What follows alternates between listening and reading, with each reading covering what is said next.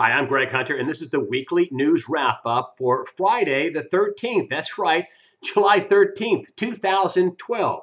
Well, last week I told you about the continuing buildup in the Persian Gulf where the U.S. was sending fighter jets and minesweepers there. And this week the buildup continues. Now it's reported the U.S. is sending underwater drones to combat the possibility of the Iranians mining the Persian Gulf and also the Strait of Hormuz, that narrow shipping channel on the eastern Persian Gulf where about 1/5 of the world's oil passes by sea, every year. Uh, this is really an ominous ratcheting up of military hardware in the Persian Gulf. And meanwhile, the same thing is going on in Syria and off the coast of Syria. The Russians have decided to send a flotilla of 11 of their Navy ships there. You know, they have a port on the Syrian coast. NATO already has ships there, as does Israel. And, the Syrians have test-fired rockets recently.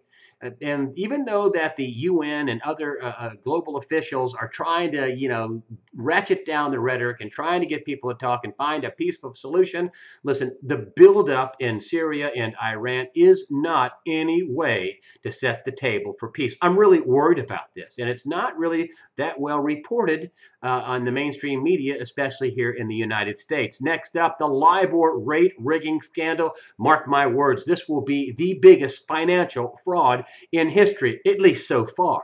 It was revealed that Barclays Bank was involved in rigging the London interbank offered rate. It's a key interest rate where, $800 trillion of commerce is set off of, like, credit cards, student loans, all kinds of mortgage products, derivatives, $800 trillion. And the rate allegedly is not only rigged by this one bank, Barclays Bank, which paid a $450 million fine, but other big banks. There are 16 banks that set this Libor rate at 15 more than Barclays, and other more than a dozen big banks have been implicated in rigging this rate. Now, this is a huge deal because remember, up to $800 trillion of commerce is set off this rate. Also, both the U.S. and U.K. governments knew about it and are implicated in this rate rigging scandal. The fallout. There is so much fallout. Number one, this Libor rate makes the banks look better than what they are, right? It's what the banks will loan each other, the interbank lending rate. Also, that they're going to have to stop rigging and suppressing this rate. Any contract done in fraud, and apparently this looks like fraud. If people can just say, "Hey, I've had enough. No, thank you. This contract null and void." And the biggest thing, avalanches of lawsuits are coming from investors, private investors, hedge funds. Charles Schwab, for example, has a lawsuit going. Cities, municipalities. It's a huge, giant ball of lint ball, and it's going to hurt these banks. They're going to have to pay to protect themselves in litigations. They're probably going to have to pay in these contracts where this rate was allegedly rigged. This is a black swan of black swans, I think, and it could definitely unravel the world economy. Now, if we can only get investigators to really take a strong look at the downward and suppression of gold prices, downward manipulation, suppressive gold and silver prices, maybe we'd finally have some transparent markets.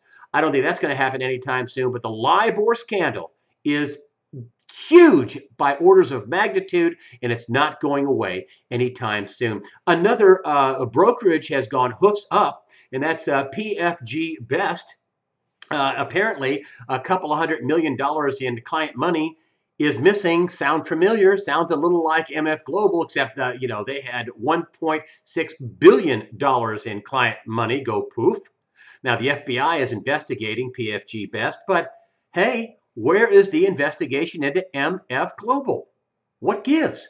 I mean, it couldn't be because John Corzine, a former governor of New Jersey and CEO of Goldman Sachs, was running MF Global. Could that have anything to do with it?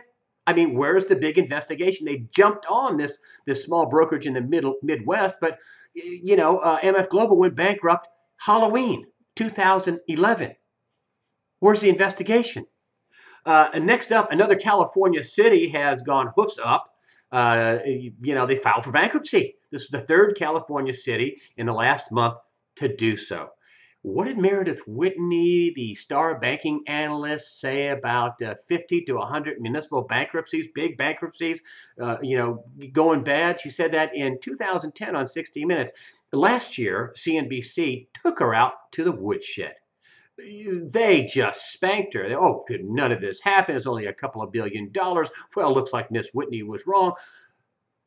Miss Whitney may have been early, but it doesn't look like she's going to be wrong. The reports are not just in California, but across the country. Cities, towns, counties are in big financial trouble. And speaking of that, Fed Reserve minutes came out in June. They were released about their meeting in June. And what were they talking about? Were they talking about this so-called recovery they've been pushing down our throats for the last, 40 months or so? No. They were talking and worried about how the economy could falter. They're worried about the fiscal cliff at the end of the year, all these tax increases, going in. They're worried about the economy slowing down. They're worried about housing. They're worried about the European Union breaking up. And therefore, many analysts are saying, well, it pretty well looks like the Federal Reserve is going to be forced into doing some QE, quantitative easing. That's money printing to me and you. That's what a lot of analysts think it's a lead pipe cinch they're going to do. And one analyst from Merrill Lynch said this week that, well, if that happens, gold's going to be about $2,000 an ounce sometime next year. Jim Sinclair says gold's going to hit $3,500 an ounce, possibly sometime next year. Finally, and I don't really cover these kind of stories, but I am going to weigh in on this one. The Sandusky investigation by Louis Freeh, the former FBI chief. Basically, he said in his investigation, Joe Paterno and some other key top people at Penn State University knew all about the child rape going on at Penn State. You've got to be kidding me. You guys are trusted with teaching young people. There is a special place in hell for you folks that let this crime go on by this monster. That's the way I see it. I'm Greg Hunter. Thank you for supporting USAWatchdog.com.